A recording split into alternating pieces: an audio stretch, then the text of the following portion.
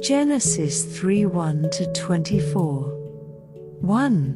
Now the serpent was the most cunning of all the wild animals that the Lord God had made.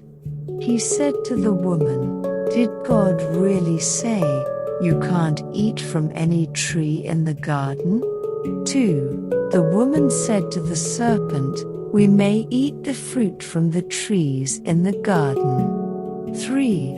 But about the fruit of the tree in the middle of the garden, God said, "You must not eat it or touch it, or you will die."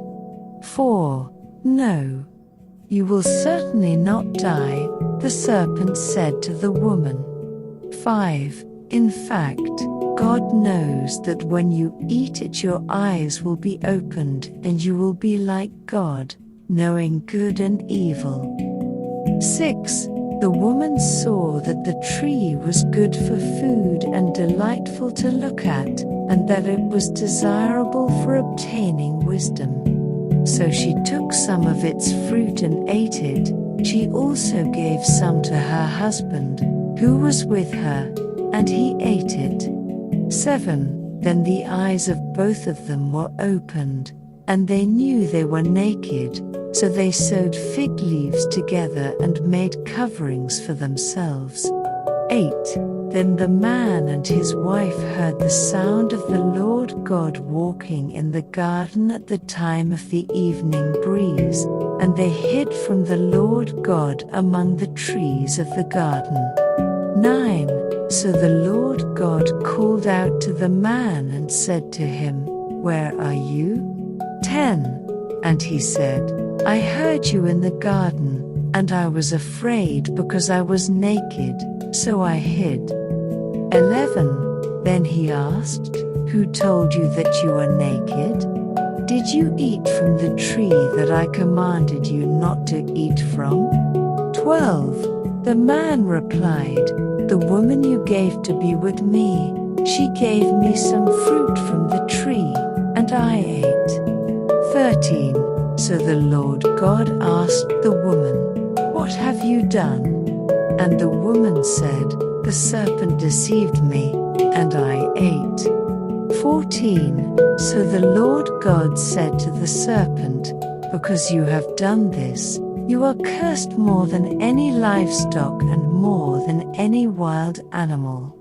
You will move on your belly and eat dust all the days of your life." 15.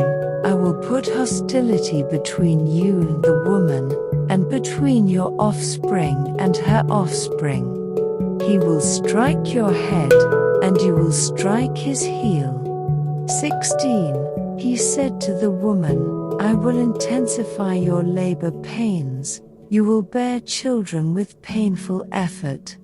Your desire will be for your husband, yet he will rule over you."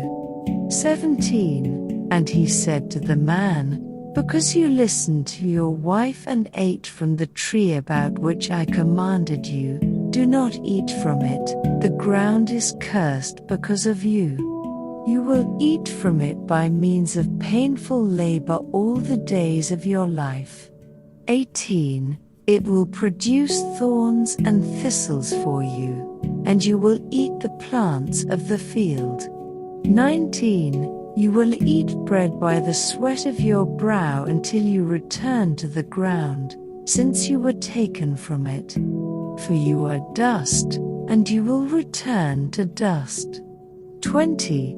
The man named his wife Eve because she was the mother of all the living. 21. The Lord God made clothing from skins for the man and his wife, and he clothed them. 22. The Lord God said, "Since the man has become like one of us, knowing good and evil, he must not reach out, take from the tree of life, eat, and live forever." 23. So the Lord God sent him away from the Garden of Eden to work the ground from which he was taken. 24.